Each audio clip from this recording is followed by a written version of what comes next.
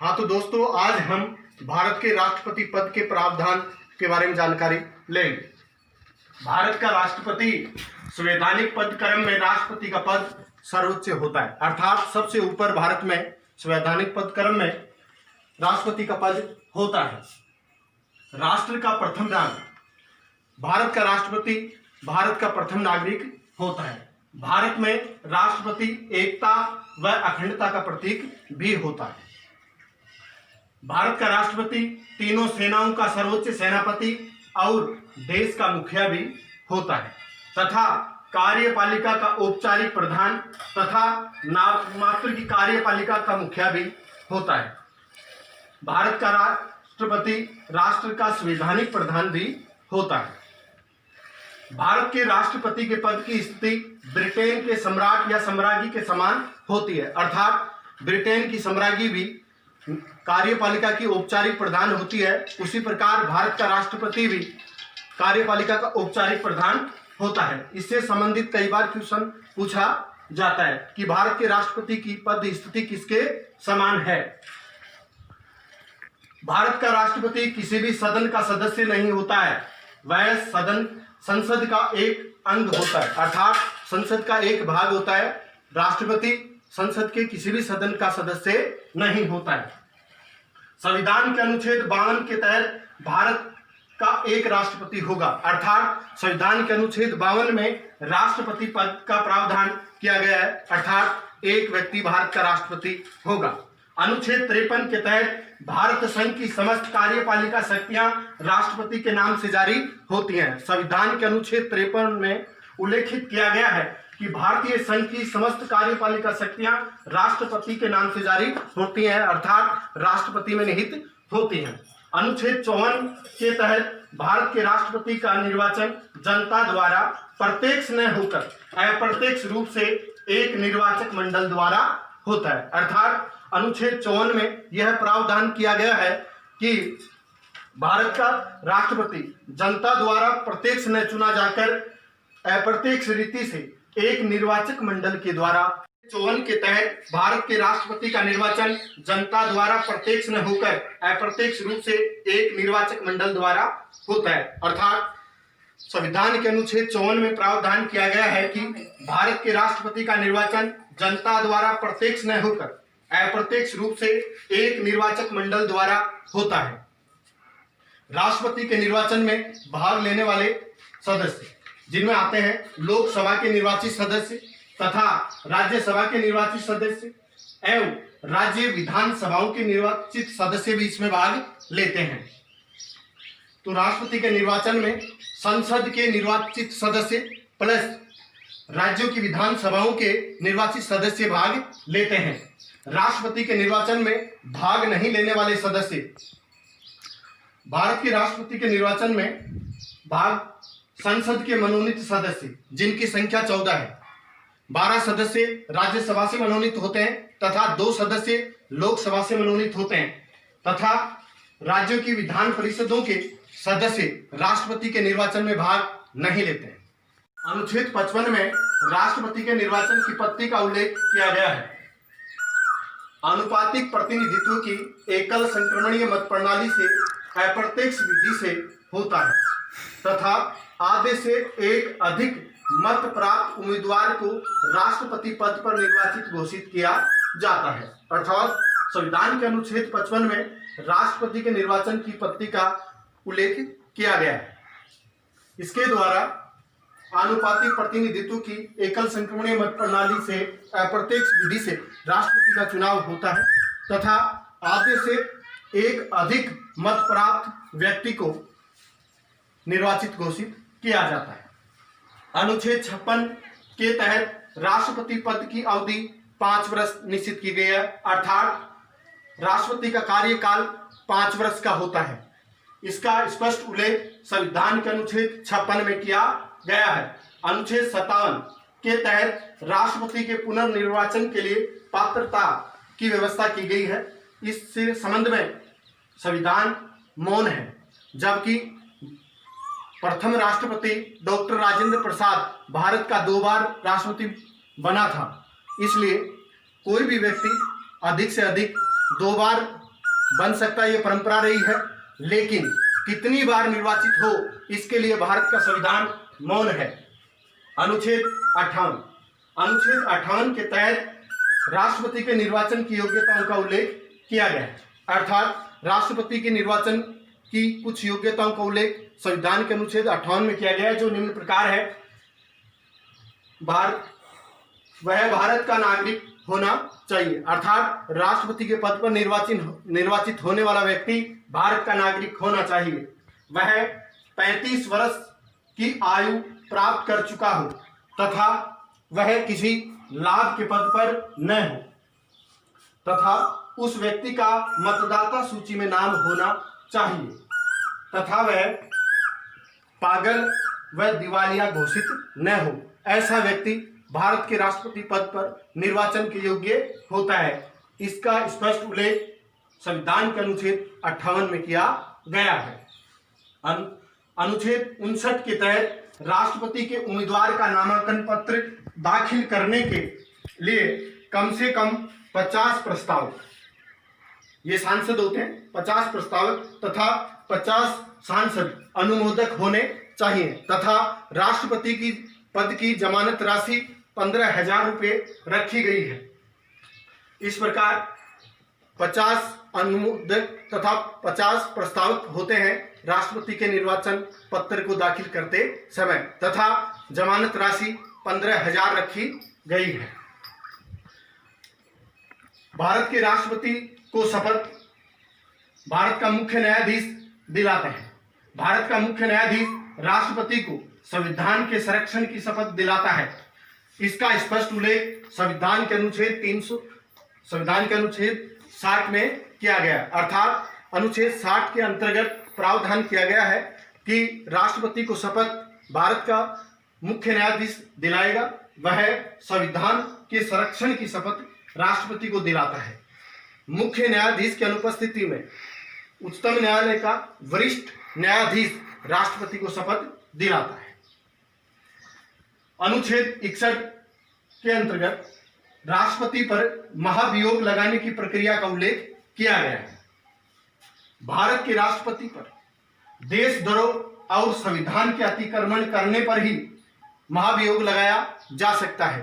भारत के राष्ट्रपति पर महाभियोग संसद के किसी भी सदन में प्रस्तुत किया जा सकता है, लोकसभा में भी और राज्यसभा में भी। जबकि भारत के उपराष्ट्रपति पर अगर महाभियोग लगाया जाए तो वह महाभियोग प्रस्ताव केवल राज्यसभा में प्रस्तुत किया जाएगा।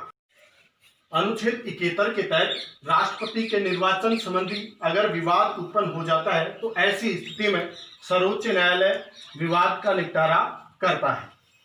राष्ट्रपति के निर्वाचन में सर्वोच्च न्यायालय का निर्णय ही अंतिम होता है। भारत के राष्ट्रपति को अनुच्छेद 72 के अंतर्गत क्षमादान की शक्ति प्रदान की गई है।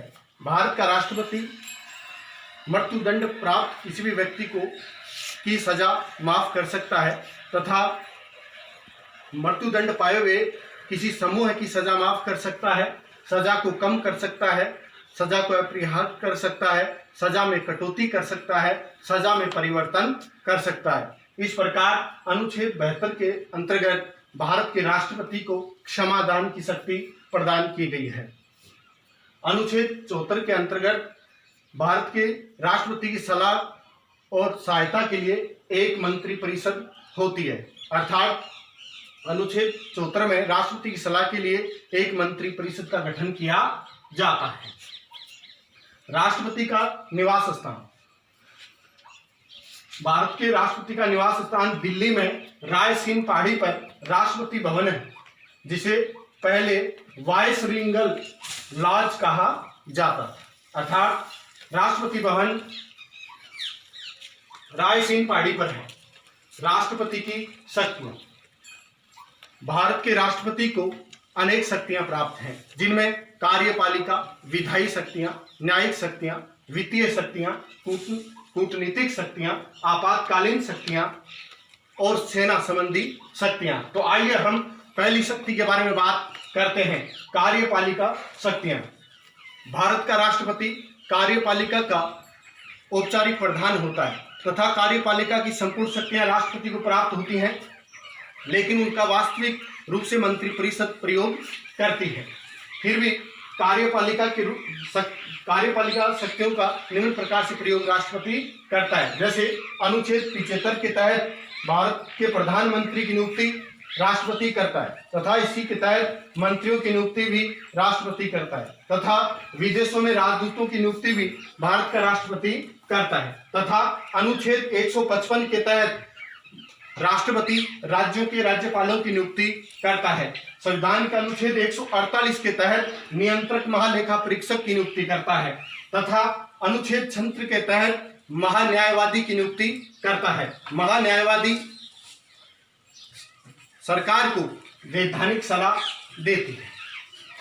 अनुच्छेद 78 के तहत राष्ट्रपति प्रधानमंत्री के कर्तव्यों की सूचना प्राप्त कर सकता है, अर्थात प्रधानमंत्री का यह कर्तव्य है कि वह अपने कर्तव्यों की सूचना राष्ट्रपति को प्रदान करे। इसका स्पष्ट उल्लेख संविधान के अनुच्छेद 78 में किया गया है। भारत का राष्ट्रपति इसके तहत विदेशों के जो राज्याध्यक्ष या राष्ट्राध्यक्ष आते हैं उनका सम्मान करता है, उनका स्वागत करता है। विदेशी राजदूत जब भारत में आते हैं तो उनका नियुक्ति पत्र ग्रहण करता है तथा भारत के राजदूत जो विदेशों में नियुक्त किए जाते हैं उनको भी नियुक्ति पत्र वह जारी करता है। दूसरी शक्ति है विधायी शक्ति, अर्थात भारत के राष्ट्रपति को कानून निर्माण की शक्ति भी प्राप्त होती है। तो विधायी शक्तियां कौन कौन सी होती हैं वो देखिए। अनुच्छेद 85 के तहत भारत का राष्ट्रपति संसद का सत्र आहूत करता है, अर्थात सत्र बुला सकता है तथा सत्रावसान कर सकता है तथा प्रधानमंत्री की सलाह पर वह सदन को भंग भी कर सकता है, अर्थात वह प्रधानमंत्री की सलाह पर लोकसभा को भंग कर सकता है। अनुच्छेद 108 के तहत जब लोकसभा और राज्यसभा में किसी विषय को लेकर विवाद उत्पन्न हो जाता है तो ऐसी स्थिति में राष्ट्रपति संसद का संयुक्त अधिवेशन बुला सकता है, जिसका प्रावधान संविधान के अनुच्छेद 108 में किया गया है। लेकिन अधिवेशन राष्ट्रपति बुला सकता है, लेकिन संयुक्त अधिवेशन की अध्यक्षता लोकसभा का अध्यक्ष करता है। राष्ट्रपति सदन में अभिभाषण पढ़ता है आदि शक्तियां राष्ट्रपति को प्राप्त होती हैं। संविधान के अनुच्छेद 80 भाग 2 के अनुसार राष्ट्रपति राज्यसभा में 12 सदस्यों का मनोनयन करता है जो साहित्य, कला, संस्कृति, विज्ञान आदि क्षेत्र से संबंधित होते हैं तथा भारत का राष्ट्रपति संविधान के अनुच्छेद 331 के तहत लोकसभा में 2 एंग्लो इंडियन का मनोनयन करता है। इसके अतिरिक्त भारत का राष्ट्रपति जब संसद सत्र में नहीं होती है तो उस स्थिति में कानून बनाने के लिए अध्यादेश जारी करता है। यह शक्ति राष्ट्रपति को संविधान के अनुच्छेद 123 के तहत प्रदान की गई है। यह कानून अस्थायी होता है, इसके लिए संसद की अनुमति लेनी आवश्यक होती है। भारत के राष्ट्रपति को वीटो शक्तियां भी प्राप्त होती हैं। भारत के राष्ट्रपति को 3 प्रकार के वीटो प्राप्त हैं। पहला है अत्यंतिक वीटो, जब सदन में गैर सरकारी सदस्य के द्वारा विधेयक प्रस्तुत किया जाता है तो ऐसी स्थिति में भारत का राष्ट्रपति पारित करने के लिए बाध्य नहीं है, अर्थात ये प्रथम वीटो है। दूसरा है निलंबनकारी वीटो। निलंबनकारी वीटो से आशय है कि भारत का राष्ट्रपति मंत्रिमंडल की सलाह को मानने के लिए बाध्य नहीं है। मंत्रिमंडल के द्वारा जारी विधेयक को वह पुनर्विचार के लिए वापस लौटा सकता है, अर्थात निलंबित कर सकता है। तीसरा है जेबी वीटो, अर्थात भारत के राष्ट्रपति को एक पॉकेट वीटो भी प्रदान किया गया है, अर्थात ऐसा कोई विधेयक राष्ट्रपति के सम्मुख आता है जिसको पारित राष्ट्रपति नहीं करवाना चाहता है, ऐसी स्थिति में वह अपनी जेब में रख लेता है तथा उसके लिए न तो ना कहता है और न ही हाँ कहता है। इसका सर्वप्रथम प्रयोग, एक बार इसका प्रयोग हुआ है, ज्ञानी जैल सिंह ने इसका प्रयोग किया था। तीसरी शक्तियां हैं वित्तीय शक्तियां। भारत के राष्ट्रपति को वित्तीय शक्तियां प्राप्त होती हैं, अर्थात भारत में बजट निर्माण, धन विधेयक या वित्त विधेयक लोकसभा में प्रस्तुत करने से पहले राष्ट्रपति की अनुमति लेनी आवश्यक होती है तथा संचित निधि और आकस्मिक निधि पर राष्ट्रपति का नियंत्रण होता है, क्योंकि राष्ट्रपति की अनुमति के बिना उनमें से धन निकाला नहीं जा सकता। अर्थात राष्ट्रपति की अनुमति के बिना न तो लोकसभा में धन विधेयक प्रस्तुत किया जा सकता है और न वित्त विधेयक प्रस्तुत किया जा सकता है। अगली शक्ति आती है राष्ट्रपति की न्यायिक शक्तियां। भारत के राष्ट्रपति को न्यायिक शक्तियां प्राप्त होती हैं, अर्थात अनुच्छेद 72 के तहत क्षमादान की शक्तियां न्यायिक शक्तियों के अंतर्गत आती हैं, जिसमें वो सजा माफ कर सकता है, सजा कम कर सकता है, सजा के स्वरूप को बदल सकता है आदि अनुच्छेद 72 के अंतर्गत होता है। संविधान के अनुच्छेद 124 के तहत भारत का राष्ट्रपति उच्चतम न्यायालय के मुख्य न्यायाधीश एवं अन्य न्यायाधीशों की नियुक्ति करता है तथा राज्यों के उच्च न्यायालयों में भी मुख्य न्यायाधीशों की नियुक्ति राष्ट्रपति के द्वारा की जाती है। अनुच्छेद 143 के तहत भारत के राष्ट्रपति को यह शक्ति प्राप्त है कि वह उच्चतम न्यायालय से परामर्श मांग सकता है, लेकिन उच्चतम न्यायालय परामर्श देने के लिए बाध्य नहीं है और न ही दिया गया परामर्श मानने के लिए भारत का राष्ट्रपति बाध्य है। अगली शक्ति है राष्ट्रपति की आपातकालीन शक्तियां। भारत के राष्ट्रपति को 3 आपातकालीन शक्तियां प्रदान की गई हैं। पहला है अनुच्छेद 352 के तहत राष्ट्रीय आपात की शक्ति। भारत का राष्ट्रपति बाहरी आक्रमण, युद्ध, शस्त्र विद्रोह या भयंकर प्राकृतिक आपदा के समय राष्ट्रीय आपात की घोषणा कर सकता है। यह शक्ति राष्ट्रपति को अनुच्छेद 352 के तहत प्रदान की गई है, लेकिन राष्ट्रीय आपात की घोषणा भारत का राष्ट्रपति जब ही कर सकता है कि मंत्रिमंडल की लिखित सलाह पर ही। इसका स्पष्ट उल्लेख संविधान के अनुच्छेद 74 में किया गया है। दूसरी आपातकालीन शक्ति है राष्ट्रपति शासन जो संवैधानिक आपात। अनुच्छेद 356 के तहत संवैधानिक आपात की शक्ति भारत के राष्ट्रपति को प्रदान की गई है। जब किसी राज्य में या देश के किसी भाग में संवैधानिक तंत्र विफल हो जाता है तो भारत का राष्ट्रपति वहां राष्ट्रपति शासन की घोषणा कर सकता है। इसको संवैधानिक आपातकाल भी कहा जाता है। ये अनेकों बार भारत के अधिकांश राज्यों में लगाया जा चुका है। तीसरी वित्तीय शक्ति है वित्तीय आपातकाल। आपातकालीन शक्ति है वित्तीय आपातकाल। इसका प्रावधान संविधान के अनुच्छेद 360 में किया गया है। वर्तमान तक वित्तीय आपातकाल भारत में नहीं लगाया गया है, अर्थात राष्ट्रपति की यही आपातकालीन शक्ति है जिसका अब तक प्रयोग नहीं किया गया है। भारत के राष्ट्रपति को इसके अतिरिक्त कूटनीतिक शक्तियां भी प्राप्त होती हैं।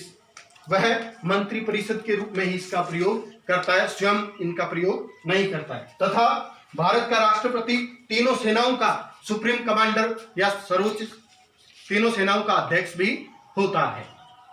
इसके अतिरिक्त भारत का राष्ट्रपति अनुसूचित जाति जनजाति आयोगों का गठन कर सकता है तथा अन्य भी कुछ समस्याएं हैं उनके लिए आयोगों का गठन कर सकता है। राष्ट्रपति पद से संबंधित विशेष तथ्य। भारत के 3 राष्ट्रपति ऐसे थे जो राष्ट्रपति बनने से पूर्व भारत रत्न पुरस्कार प्राप्त कर चुके थे।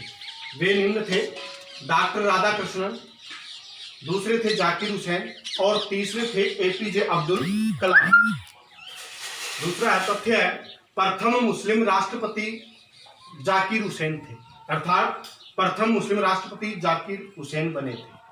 तीसरा है प्रथम दलित राष्ट्रपति KR नारायण बने थे। अगला है प्रथम सिख राष्ट्रपति ज्ञानी जैल सिंह बने थे। प्रथम महिला राष्ट्रपति प्रतिभा पाटिल बनी थी। पहली बार राष्ट्रपति का चुनाव लड़ने वाली महिला लक्ष्मी सहगल थी, अर्थात लक्ष्मी सहगल ने ही पहली बार राष्ट्रपति का चुनाव लड़ा था। भारत का एकमात्र राष्ट्रपति जिसने 4 प्रधानमंत्रियों का कार्यकाल देखा वे थे डॉक्टर शंकर दयाल शर्मा।